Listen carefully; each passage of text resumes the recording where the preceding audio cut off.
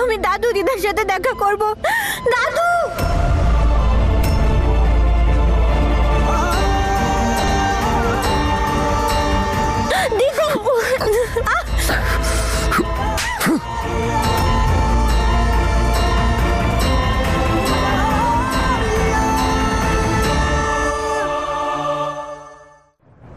এটারই যোগ্য তুমি। চুপ করে থাকতে পারো না, তাই না? ফলভোগ করো, কারণ যদি তোমার মুখ একবার খোলে তাহলে তুমি আমার নামের সঙ্গে আমার ড্যাডের নামও মাটিতে মিশিয়ে দেবে।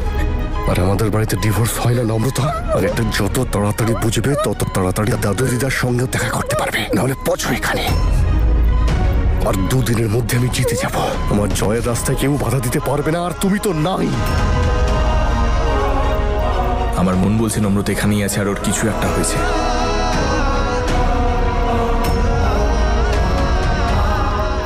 কোথায় ছিলে তুমি? এত টাইম লাগে স্নান করতে? ওকে ইনজেকশন দাও।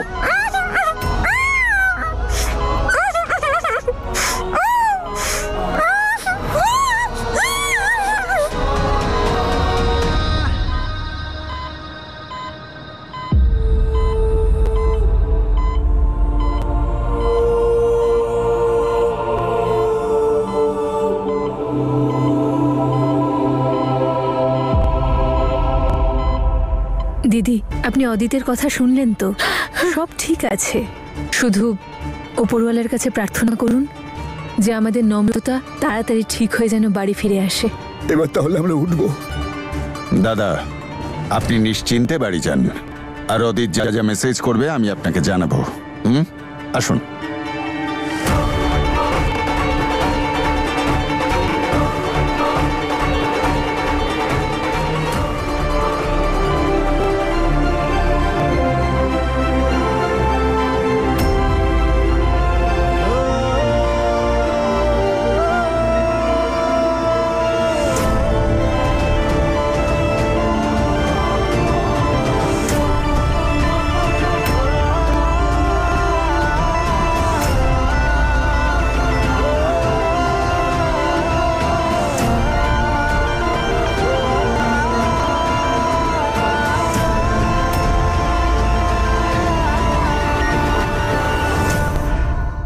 দাদু, কথা হলো তোমার?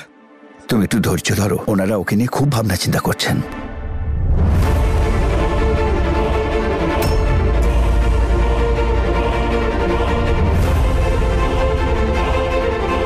তুমি চিন্তা করো না বাবা, ও একদম ঠিক আছে। আচ্ছা, এবার আমরা যাই। তোমাকেও তো পুলিশ স্টেশনে যেতে হবে বাবা, সাবধানে থেকো। চলো এবার। আরে বোকা, ফোনটা অন করলি কেন? হ্যাঁ, যদি ফোনটা ট্র্যাকিং এ থাকে তাহলে? আরে সর্বনাশ!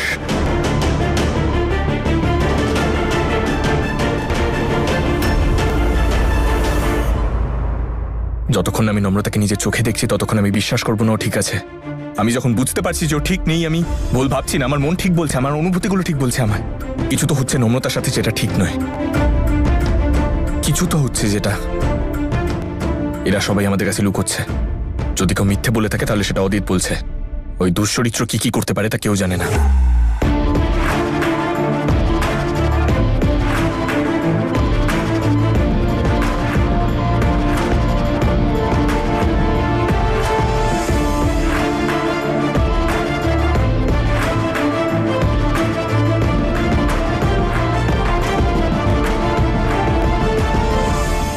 আমি জেনেই ছাড়বো যে নম্রতা কোথায় আছে। কোথাও তো আছে যেখানে যেখানেও একদমই ভালো নেই। নম্রতার কিচ্ছু হবে না। তুই শুনতে পাচ্ছিস তো? তোর কিচ্ছু হবে না।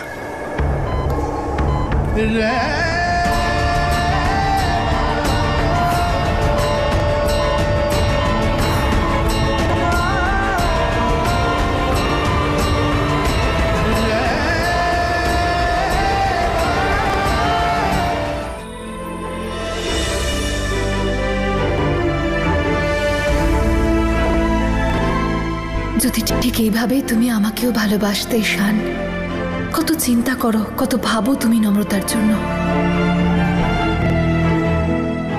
কিন্তু আমি তো তোমাকে ছাড়া আর কাউকে দেখতেই পাই না। আমি চেষ্টা করব তোমার মন থেকে এই কষ্টটাকে মুছে দিয়ে আমার ভালোবাসাটাকে জায়গা দিতে।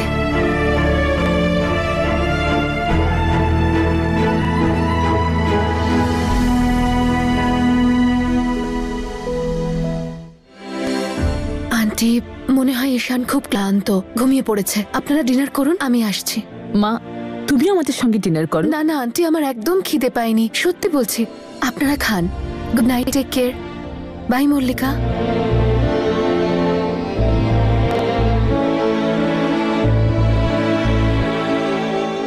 কি মিষ্টি মেয়ে, তাই না? আমার তো এটা ভেবে ভালো লাগছে যে ঈশান এখন হিয়াকে নিয়ে ভাবছে। হ্যাঁ mom, I guess you are right. Hiya অতটাও খারাপ মেয়ে নয়, হয়তো আমি ওকে বুঝতে ভুল করেছি। আর আমার তো মনে হয় হিয়া দাদার জন্য একেবারে পারফেক্ট। কতটা সাপোর্ট করে ও দাদাকে, দাদার কেয়ারও করে। আর আমাদের বাড়িতে তো হিয়ার মতোই একটা মেয়ের খুব প্রয়োজন। ও দাদার কতটা খেয়াল রাখে, আর তোমারও তো খেয়াল রাখে বলো। মল্লিকা আমার ব্যাপারে হঠাৎ করে এত ভালো ভালো কথা বলছে কেন? আমাকে নিয়ে এর ওপিনিয়ন এত তাড়াতাড়ি বদলে কি করে গেল?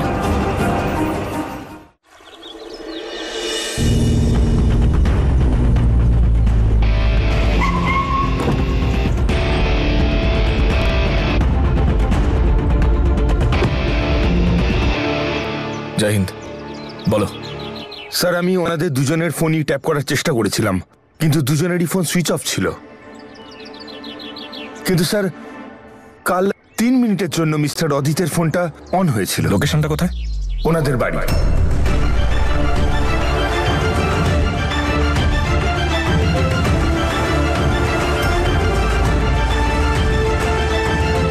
তার মানে নম্রতা আর অদিত ওই বাড়িতে গেছে।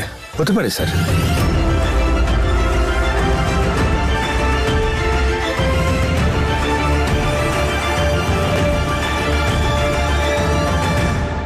শোনো। Yes sir. তুমি যে আমায় খবরটা দিয়েছো সেটা কেউ যেন জানতে না পারে। Okay sir. আর ওদের ফোন দুটো ট্রেস করতে থাকো, যাই জানতে পারো আমাকে তাড়াতাড়ি খবর দিও। Okay sir. এবার সময় হয়ে গেছে ডিরেক্ট অ্যাকশন নেওয়ার। মিস্টার অদিত, তোর খেলা শেষ।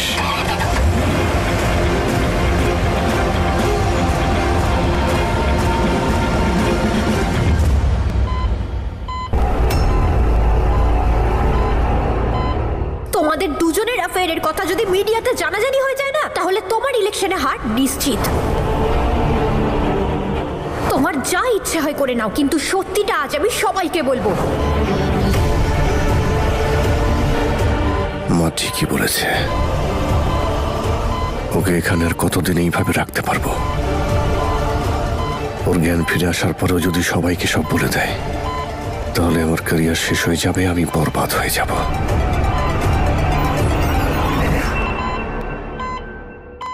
আর আমি সেটা হতে দেব না।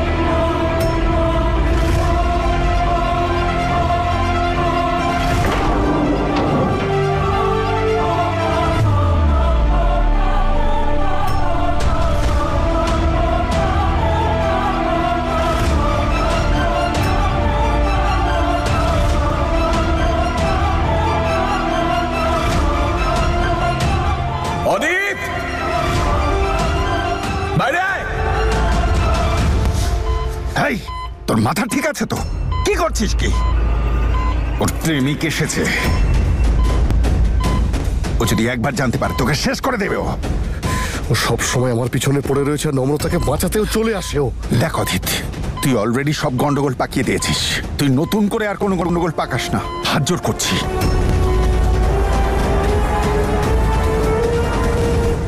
শুনছো, ও ঈশান ও খুব উল্টোপাল্টা প্রশ্ন করছে। আমার মনে হয় ও সন্দেহ করছে। আমি আর ওকে আটকাতে পারছি না। তোমার যা করার এক্ষুনি করো, তাড়াতাড়ি করো।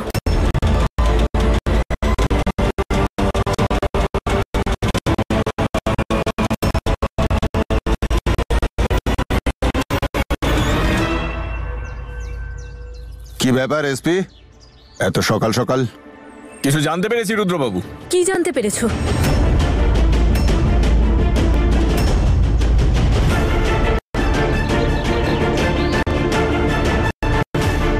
আমি জানতে পারলাম যে অদিত আর নম্রতা এই বাড়িতেই আছে।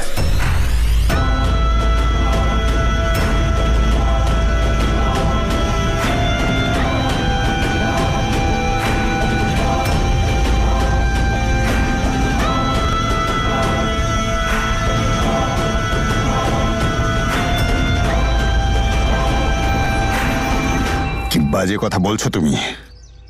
বাজে কথা? আপনার মনে হচ্ছে আমি বাজে বকছি? কি মনে হয় আপনার? ভেবেছেন জানতে পারবো না যে এই মেয়েটা হসপিটাল বেড থেকে নিচে নামতে পারছিল না, সে মেডিটেশন সেন্টার চলে গেল, শহর ছেড়ে চলে গেল? বোকা ভাবেন আমাদের, তাই না? নিজের সীমা অতিক্রম করো না এসপি। মিডিয়াকে আমি সেটাই বলেছি যেটা সত্যি। সত্যি? এমন অনেক সত্যি তো আমিও জানি আপনার ছেলের ব্যাপারে, আর অনেক কিছু দেখেওছি। তাই আপনি আমার মুখ না খোলালে সেটা আপনার ছেলের জন্যই বেশি ভালো হবে। বার করুন সবাইকে বাড়ির বাইরে, আমি গোটা বাড়ি তল্লাশি করব। বাড়িতে তো কেউ নেই, আমাদের এক রিলেটিভের গৃহপ্রবেশ আছে, তাই সবাই ওখানে গেছে। আচ্ছা, তাহলে আপনারা জাননি কেন?